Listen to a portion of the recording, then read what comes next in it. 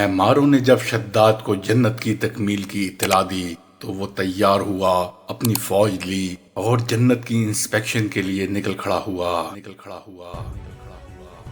وہ جنت کے دروازے پر پہنچا، گھوڑے سے نیچے اترنے لگا۔ ابھی اس کا ایک پاؤں زمین پر اور دوسرا گھوڑے کی رکاب پر تھا کہ ملک الموت آ گیا۔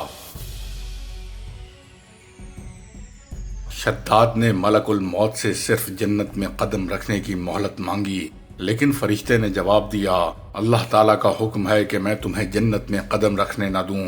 شداد بہت گڑ گڑایا، لیکن ملک الموت نے اس کی جان قبض کر لی۔ وہ زمین پر دوسرا قدم بھی نہ رکھ سکا۔ شداد کی موت کے بعد حضرت جبریل امین نے چیخ ماری اور شداد کی پوری جنت زمین میں دھنس کر غائب ہو گئی۔ شداد کا انجام قوم عاد کے لیے کافی تھا، لیکن جب انسان کی عقل پر غرور کا پردہ پڑتا ہے تو شداد ہو یا شدید، اسے کسی کا انجام دکھائی نہیں دیتا۔ حضرت ہود علیہ السلام قوم عاد کو شداد کا انجام بتا بتا کر ڈراتے رہے، لیکن عاد کی قوم نہ مانی، یہاں تک کہ وہ مایوس ہو گئے۔ اللہ تعالیٰ نے انہیں ساتھیوں کے ساتھ علاقے سے نکلنے کا حکم دے دیا اور وہ قوم کو آخری بار سمجھا کر احقاف سے نکل گئے۔ اللہ تعالیٰ نے ان کے بعد قوم عاد پر خوفناک آندھیاں مسلط کر دیں۔ وہ آندھیاں 7 راتیں اور 8 دن تک چلتی رہیں، یہاں تک کہ پوری قوم اپنے بلند ستونوں اور سونے اور چاندی کی عمارتوں سمیت زمین میں دفن ہو گئی۔ قوم عاد کا نشان تک باقی نہ رہا، پوری وادی ریت کے صحرا میں گم ہو گئی۔ پانی کے ذخیرے بچے اور نہ ہی درخت، پودے، جانور اور کھیتیاں، صرف ریت کے لمبے اور اونچے ٹیلے بچ گئے۔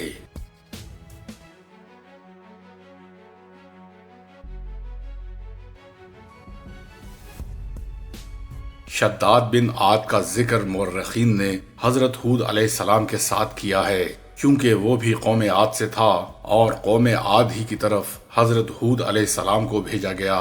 جیسا کہ طبقات ناصری میں ہے کہ شداد ایک سرکش آدمی تھا جس کا نسب یہ ہے: شداد بن عاد بن اوس بن ارم بن سام بن نوح۔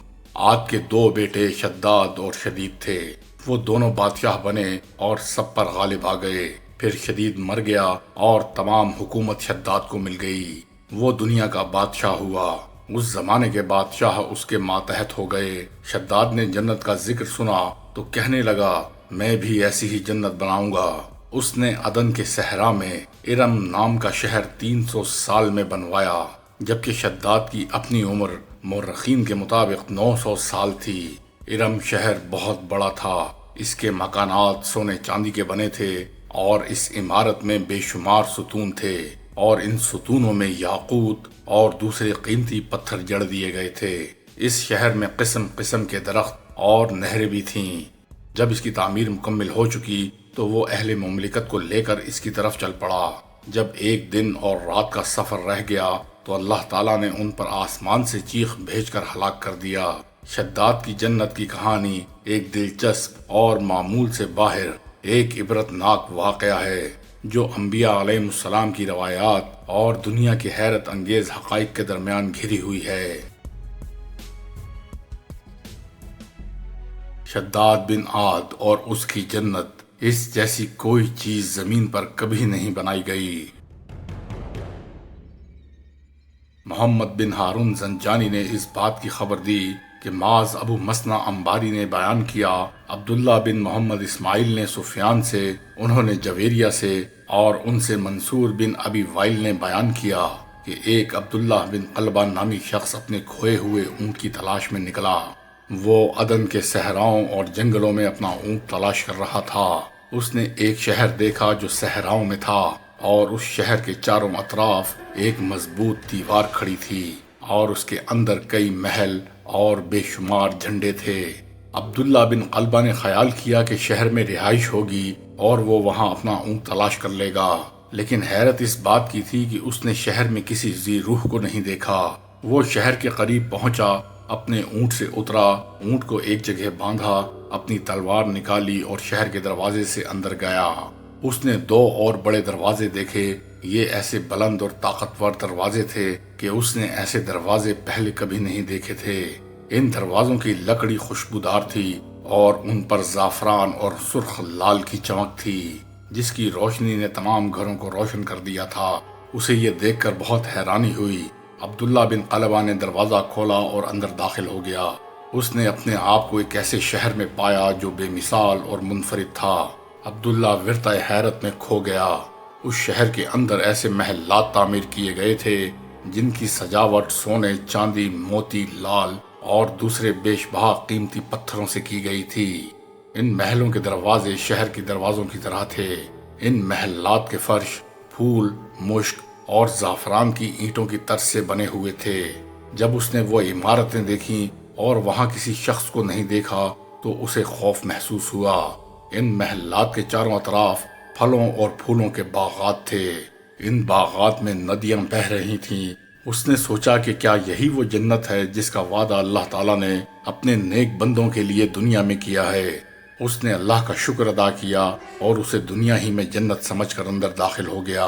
عبداللہ بن قلبہ نے وہاں سے جس قدر ممکن ہو سکا مشک، زعفران اور دوسری قیمتی اشیاء اٹھا لیں۔ وہ باہر آیا، اپنے اونٹ پر سوار ہوا اور اسی راستے سے یمن پہنچا جس سے وہ آیا تھا۔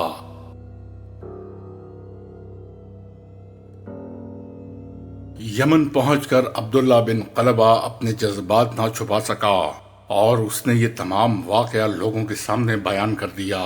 یہ خبر پھیل گئی اور جب یہ خبر معاویہ بن ابی سفیان رضی اللہ تعالی عنہ تک پہنچی تو انہوں نے صنعا کے حکمران کو ایک پیغام بھیجا اور اس شخص کو بلوایا۔ عبداللہ بن قلبہ معاویہ رضی اللہ تعالی عنہ کے پاس پہنچا۔ حضرت معاویہ نے عبداللہ سے تمام تفصیلات دریافت کی۔ پورا واقعہ سننے کے بعد اور وہ قیمتی اشیاء دیکھنے کے بعد جو عبداللہ اپنے ساتھ اٹھا کر لایا تھا، کہنے لگے، خدا کی قسم سلیمان بن داؤد کے پاس ایسا شہر نہیں تھا۔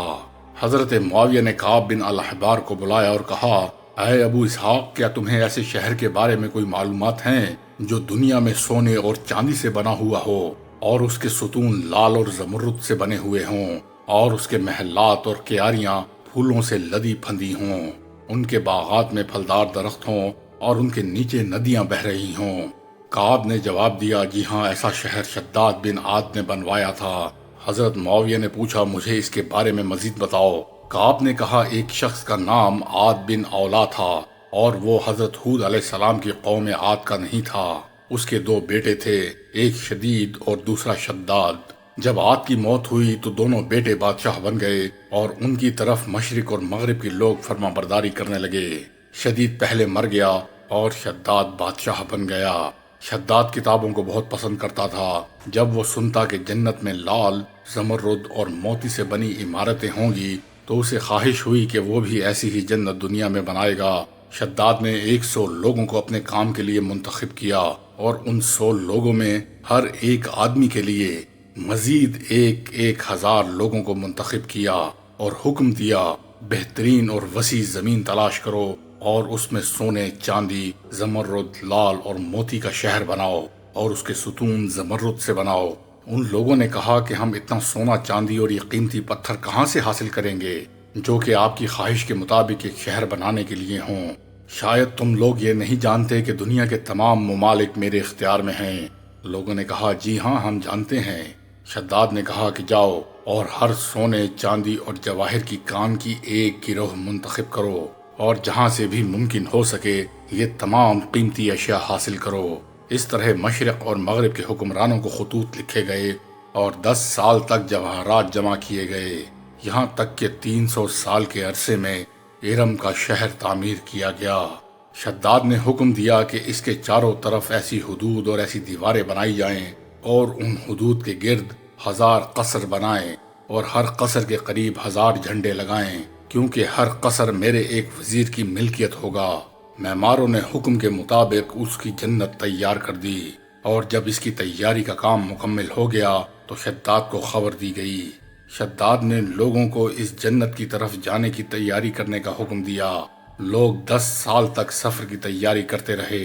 پھر شداد ارم کی طرف روانہ ہوا جب وہ جنت کے قریب پہنچا اور صرف ایک دن اور رات کا سفر باقی رہ گیا، لیکن بد نصیب اور بدبخت شداد اس جنت میں داخل نہ ہو سکا، کیونکہ اللہ رب العزت کے حکم سے اس کی روح قبض کر لی گئی۔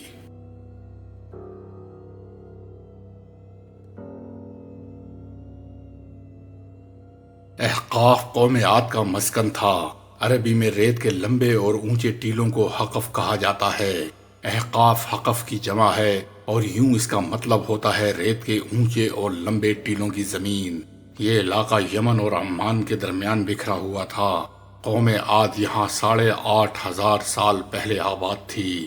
اللہ تعالیٰ نے انہیں سرسبز کھیتیاں بھی دے رکھی تھیں، جانور بھی، پانی بھی اور وافر خوراک بھی۔ نعمتوں کی اس فراوانی نے انہیں بھٹکا دیا اور وہ اللہ کے باغی ہو گئے۔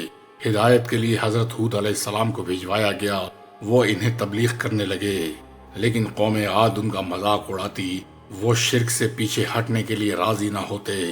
شداد اس قوم کا بادشاہ تھا اور وہ ایک وسیع سلطنت کا حکمران تھا۔ اس کی حکومت یمن سے عراق اور بعض روایات کے مطابق ایران تک پھیلی ہوئی تھی۔ حضرت ہود علیہ السلام نے اسے بھی سمجھانے کی کوشش کی، لیکن اس کے دل پر بھی مہر لگی ہوئی تھی۔ شداد اور حضرت ہود علیہ السلام کے درمیان مکالمہ ہوا۔ شداد نے حضرت ہود علیہ السلام سے پوچھا، اگر ایمان لے آؤں تو مجھے کیا فائدہ ہوگا؟ حضرت ہود علیہ السلام نے فرمایا، تم پر جنت حلال ہو جائے گی۔ شداد نے پوچھا، جنت کیا ہے؟ حضرت ہود علیہ السلام نے اسے جنت کا نقشہ بتایا۔ شداد نے دعویٰ کیا کہ یہ کیا بڑی بات ہے، میں بھی ایسی جنت بنا سکتا ہوں۔ حضرت ہود علیہ السلام نے اسے کفر اور شرک سے روکنے کی بہت کوشش کی، لیکن شداد باز نہ آیا۔ اس نے اپنی سلطنت کے تمام بڑے معمار اکٹھے کیے اور احقاف میں ارم کے مقام پر 20 کوس لمبی اور چوڑی جنت بنوائی، اور اپنی اس جنت میں جہاں تک ممکن ہو سکتا تھا اس نے وہ تمام وسائل مہیا کیے جو کسی انسانی عقل کو حیران کر دینے کے لیے کافی تھے۔ قوم عاد بلند ستونوں پر محلات بنانے کی ماہر تھی۔ شداد کی جنت میں یہ فن عروج پر تھا۔ ریت کے ٹیلوں کے درمیان بلند ستون تھے اور ان ستونوں پر سونے اور چاندی کی عمارتیں کھڑی تھیں، لیکن آخر قوم عاد اور شداد اللہ کی پکڑ میں آ گئے اور اللہ تعالیٰ نے قوم عاد اور شداد کی بنائی ہوئی جنت کو زمین میں دھسا دیا۔ احقاف کا یہ علاقہ اس وقت عمان میں موجود ہے۔ قوم عاد اور قوم سمود کے باقی ماندہ لوگ سلالہ شہر کے مضافات میں آباد تھے۔ حضرت ہود اور حضرت صالح علیہ السلام کے مزارات بھی سلالہ میں واقع ہیں۔ ناسا کو 1992 میں عمان کے صحرا میں ریگستان میں 13 میٹر نیچے ایک شہر دکھائی دیا۔ یہ ایک حیران کن دریافت تھی۔ اس پر کام شروع ہوا اور شہر کا سرا مل گیا، لیکن شہر کھودا نہ جا سکا، وجہ گندھک تھی۔ وہ شہر پورے کا پورا گندھک کے جوہر میں غرق تھا۔ آرکیالوجسٹ نے پائپ لگا کر پانی نکالنے کی کوشش کی، لیکن یہ کام آسان نہیں تھا۔ چنانچہ یہ لوگ 26 سال گزارنے کے باوجود ریت میں گم شہر کی صرف ایک چٹان کھود سکے، اور یہ چٹان شداد کی جنت کا سرا تھی۔